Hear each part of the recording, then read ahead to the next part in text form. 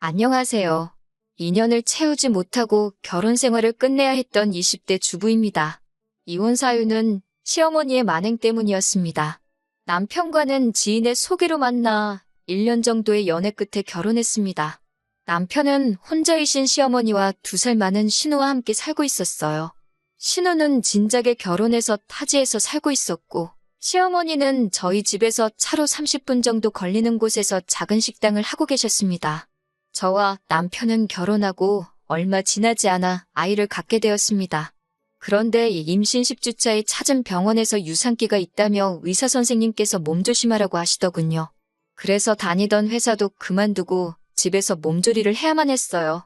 최소한만 움직이면서 그렇게 건강관리를 했습니다. 그랬더니 임신 15주차가 지나서는 그래도 조금씩 움직여도 될 것 같다고 하시더라고요. 그때부터는 저도 동네도 살살 돌아다니고 그랬는데 그 소식을 들은 시어머니께서 그럼 하루에 1~2시간이라도 가게에 나오는 게 어떻겠냐고 물으셨습니다. 손님 없는 시간에 나와서 당신 말동무라도 좀 해달라 하시더군요. 저는 솔직히 내키지는 않았지만 그래도 혼자이신 시어머니와 사이라도 틀어지면 중간에 있는 남편 입장에 얼마나 난처할까 싶어서 싫다 소리를 못했습니다. 가게에 도착하니 시어머니만 계신 게 아니었습니다. 주방일 봐주시는 이모님도 계셨고 옆에 위치한 이불가게 주인이라는 아주머니도 계셨습니다. 한 일주일 정도를 가서 느낀 건 늘 그렇게 손님이 없는 시간에는 삼삼오오 모여서 수다를 떨며 시간을 보내시는 것 같았습니다. 수다의 대부분 내용은 가게에 오는 손님들 험담이나 카더라 통신이었는데 어느 순간부터 제가 주제가 되더라고요. 그러다 결정적으로 제가 가게에 더는 가지 않겠다 마음먹게 된 사건이 있었습니다. 그날 유난히 다리도 저리고 몸이 피곤해서 얼른 2시간만 지나면 집에 가야지 생각하고 있었어요. 그런데 시어머니가 뜬금없이 저에게 걷는 폼이 어정쩡한 게 아무래도 뱃속에 애가 어떻게 된 거 아니냐. 대수롭지 않게 여기다 아픈 애 낳는다는 둥 재수없는 말씀만 골라서 하시는 거예요. 그러자 옆에 계시던 아주머니들도 어머어머하며 동조를 하시더라고요. 그러자 점점 어깨에 힘이 실린 시어머니께서 그러지 말고 당장 병원에 가보라고 그러시는 거예요. 떨떠름하게 우선 넘기기엔 기분도 나쁘고 찝찝하고 결국 그 다음 날 아침 남편과 함께 바로 병원에 갔어요. 병원에서는 걸음걸이로 그걸 어떻게 알 수 있겠냐며 아무 일도 없으니 걱정하지 말라고 하더군요. 그러면서 최대한 스트레스를 받지 않도록 조심하라고 했어요. 시어머니야, 저를 걱정해서 하신 말씀인지는 몰라도 아직 태어나지도 않은 애한테 악담이나 다름없는 말들을 하신 게 너무 상처가 되었습니다. 결국 저는 남편과 상의 끝에 당분간 가게에는 가지 않게 되었고요. 사실 제가 단지 시어머니가 찝찝한 말씀 한번 하셨다고 안 가겠다고 그런 건 아니었어요. 불같은 성격의 남편에게 이야기했다. 일이 커질까봐 말은 못했지만 가게에서 제가 하는 행동마다 의미를 부여하시는 것도 너무 짜증났거든요. 과일을 많이 먹는 걸 보니 아들인가 보다, 이 시간에 하품하는 걸 보니 딸인가 보다 이런 말도 듣기 싫었고요. 처음에는 말동무나 하라 하시더니 저에겐 마늘 깔아, 컵 닦아라 등등 자배시켜놓고 동네 아주머니들하고 잡담하시는 것도 보기 싫었습니다. 그래도 저 때문에 시어머니와 남편 사이 틀어질까봐 구구절절 말은 안 했던 건데 급기야 며칠 전 시어머니께서 전화를 걸어오셨습니다. 말씀하시기를 시어미는 바빠서 집에도 못 들어가고 차에서 자고 그러는데 며느리라는 게 전화 한 통 없고 와서 얼굴 비추는 일도 없다며 서럽다고 울고 난리시더라고요. 저도 이때는 가만히 있으면 정말 저만 못된 며느리 되겠다 싶어서 남편에게 그동안 있었던 일을 전부 다 털어놓았습니다. 결국 남편이 다시 시어머니께 전화를 걸어 정말 생난리를 치면서 상황이 일단락 되기는 했네요. 그리고는 한동안 시어머니와 저희 사이에 평화가 찾아왔습니다. 시어머니도 저를 딱히 부르지 않으셨고 남편도 굳이 인사를 드리러 가자든가 라는 말로 제 속을 긁지 않았어요. 필요한 말만 하고 챙겨야 할 것만 챙기면서 어느 정도 거리를 두니 숨쉴만 하더라고요. 그렇게 이윽고 출산에 가까워졌습니다. 그날은 남편과 저녁 식사, 소화도 시킬 겸 산책에 나갔습니다. 한 30분 정도 걷고 나서 슬슬 집에 들어가자 하는데 갑자기 양수가 터져버렸어요. 급하게 병원으로 가면서 남편이 시어머니께 출산 가방 좀 챙겨서 가지고 와달라고 하더라고요. 친정어머니께 부탁드리고 싶었지만 2시간 거리에 살고 계셨기 때문에 그나마 30분 거리로 가까운 시어머니께 부탁을 드렸습니다. 그러자 시어머니는 출산 가방도 안 챙겨놨냐며 전화기 밖으로 들릴 만큼 짜증을 부리시더라고요. 출산 예정일까지 3주나 남았었고 챙길 것도 몇 가지 없었는데도 시어머니의 화는 쉽게 누그러지지 않는 것 같았습니다. 그렇게 병원에 도착해 남편과 가족분만실에 있었습니다. 간호사에게 아무도 들여보내지 말아달라고 부탁을 했지만 어떤 이유에서인지 2시간쯤 지나고 나서 도착한 시어머니가 보란듯이 가족분만실에 들어와 계셨습니다. 출산하신 분들이라면 아시겠지만 대기하는 동안 민망해서 시어머니에게는 보여드리고 싶지 않은 모습이었는데 시어머니는 무슨 구경거리라도 난 것 마냥 제 발끝에 우두커니 서서 저를 쳐다보고 계셨습니다. 마치 동물원의 원숭이라도 된 기분이었어요. 그렇게 새벽 5시부터 오후 1시가 되도록 죽을 만큼 진통은 오는데 도저히 애기 머리만 조금 보일 뿐 나올 생각을 안 하더라고요. 얼마나 힘을 썼는지 더는 힘도 못 주겠고 숨도 못 쉬겠고 이러다 죽는 거 아닌가 싶었습니다. 저는 의사 선생님께 제발 수술해달라고 사정을 했어요. 그러자 시어머니께서는 수술은 무슨 수술이냐고 좀만 더 참으라고 옆에서 소리를 지르시는데 의사 선생님이 보시기에도 제가 딱 하셨는지 수술하자고 하시더라고요. 그렇게 제왕절개로 딸을 낳았습니다. 시간이 흘러 마취해서 깨어나는데 친정어머니랑 시어머니가 옆에 계셨습니다. 시어머니는 수고했다는 말은커녕 그거 좀만 참으면 돈도 덜 나오고 좀 좋냐면서 인내심이 그렇게 없어서 어떻게 사냐고 혀를 차시더군요. 그런 시어머니를 보고 저희 친정어머니께서 결국 무슨 말씀을 그렇게 하시냐고 고생했단 소리부터 하셔야 하는 거 아니냐고 쏴 붙이시더군요. 저희 친정어머니도 한 성격 하시거든요. 친정어머니는 딸하고 둘이 이야기 좀 하게 나가달라며 시어머니를 방에서 내보내셨습니다. 시어머니가 방을 나서자 친정어머니가 평소에 어떤 대접을 받고 사는 거냐며 저더러 기죽지 말고 할 말 똑바로 하고 살라고 하셨습니다. 그러면서 너무 고생했다, 수고했다 하시더라고요. 그리고 한 2시간쯤 있다 친정어머니는 내일 다시 오시겠다며 먼저 자리를 떠나셨습니다. 친정아버지도 병원에 입원 중이셨거든요. 그런데 문제는 남편도 안 보이는 거예요. 남편이 세상에 회사에 급하게 처리할 일이 있다며 회사를 갔는데 일손이 부족해 야근까지 하고 가야 할 것 같다고 하는데 혈압이 터질 것 같았습니다.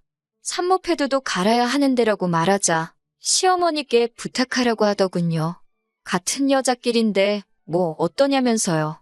제가 남편에게 당신 수술했는데 우리 아버지가 당신 소변 받아주면 기분 어떻겠냐고 하자 그제서야 이해가 됐는지 자기가 생각이 짧았다고 미안하다고 했습니다. 산후조리도 시어머니가 당신이 해준다고 하시면서 시댁으로 오라고 하시더라고요. 뭐하러 헛돈을 쓰냐면서 당신한테 100만 원 주면 인류 산후조리원보다 더 잘해준다고요. 평소라면 남편 입장을 생각해서 참았겠지만 더는 그렇게 살지 않기로 친정어머니랑 약속했으니 할 말은 해야겠더군요. 어머님이 해주시는 음식 너무 짜서 먹고 나면 혀가 아구 쓰리다고 그리고 신우는 시댁에서 돈 받아서 산후조리원까지 갔는데 저는 왜 집에서 해야 하냐고 따졌습니다. 그러자 시어머니가 그건 네 신우가 좋은 남자 만나서 그런 건데 왜 비교를 하냐고 그러시는 거예요. 그때 그 말을 들은 남편이 그게 무슨 소리냐면서 그럼 나는 못난 남자란 내 와이프 산후조리원도 못 보내냐고 버럭하더라고요. 시어머니도 아차 싶으셨는지 말이 헛나왔다고 하셨지만 이미 엎질러진 물이었습니다. 저는 좋은데 보낼 거라고 한 소리 하더라고요. 그러자 시어머니는 결국 꿀먹은 벙어리가 되시더니 니들 맘대로 하고 싶은 대로 하라고 하셨습니다. 그때는 남편이 정말 내 편이라는 생각에 마음이 든든했습니다. 물론 시간이 지나고서야 그게 저를 위해서 그런 게 아니라 자기 자존심 때문에 그랬다는 걸 알게 되었지만요. 믿었던 남편도 결정적인 순간엔 남의 편이었습니다. 아이를 낳고 3개월쯤 지났을 무렵이었습니다. 시어머니의 생신이라 신혼회까지 해서 시댁에 모였습니다. 지난 생신 때는 외식을 했기에 이번에도 그럴 줄 알았는데 이번엔 굳이 집으로 오라고 하시더라고요. 3개월 된 딸을 모유 수유하고 있었기에 생신상 차리다 애기 울면 맘마주고 다시 애기 잠들면 또 가서 도와드리기를 반복하고 있었습니다. 그런데 저희 딸이 낮에 잘 안 자거든요. 결국 시댁이라고 TV 앞에만 죽치고 있는 남편한테 애 좀 보라고 했습니다. 그러자 자기가 주말에도 일을 해야 하는 거냐며 투덜거리더라고요. 그럼 자기 딸인데 자기가 봐야지 누가 보냐고 제가 물었더니 계속 궁시렁거렸습니다. 그래서 그럼 당신이 가서 어머님 생신상 차리라고 내가 애 본다고 하니까 그제서야 군말 없이 애기를 보더라고요. 그런데 시어머니가 제가 수저랑 젓가락을 놓는데 그걸 반대로 놨다며 나이 먹을 만큼 먹고 그런 것도 못하냐고 한 소리 하시더라고요. 실수한 거야. 제가 잘못한 거지만 다른 가족들도 있는데 큰 소리로 무안을 주시니 속상하더라고요.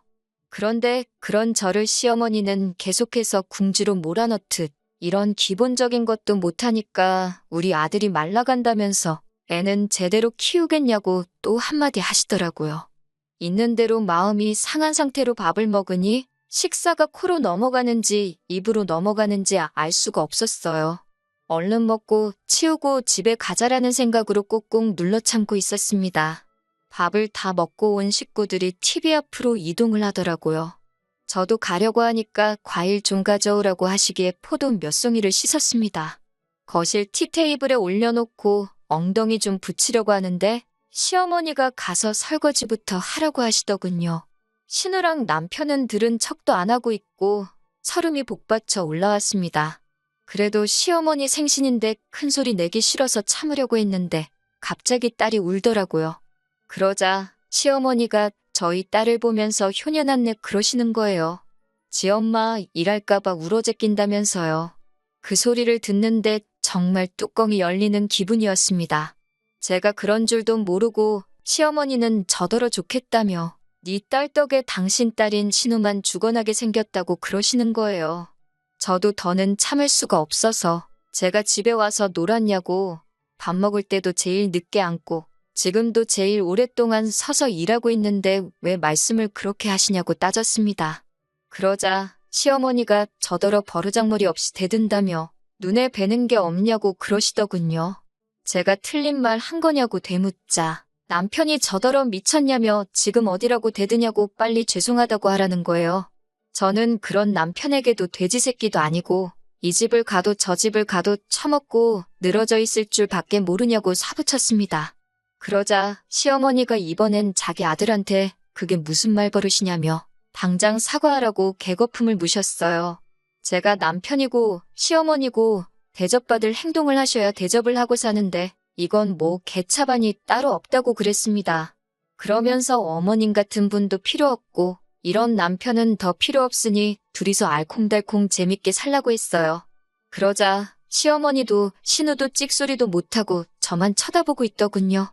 나는 내 딸 데리고 잘 먹고 잘 살 테니 너는 네 엄마 모시고 잘 먹고 잘 살라고 덕담 날려주고 시댁 밖으로 나와 바로 택시 타고 친정으로 향했습니다.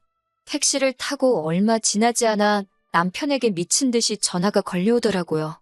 그러더니 아까는 시어머니랑 신우가 다 보고 있어서 제 편을 들 수가 없었다며 미안하다고 그러더군요. 그러더니 저희 친정까지 쫓아왔더라고요. 친정 부모님은 이게 다 지금 무슨 상황이냐고 물으셨고 저는 이제껏 겪었던 모든 일을 털어놓았습니다.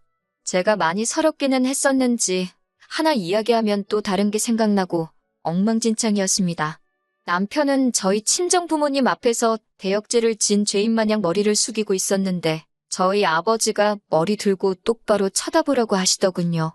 그러더니 남편에게 우리 딸 종로를 시키려고 결혼 허락해달라고 한 거냐며 엄청나게 화를 내셨습니다.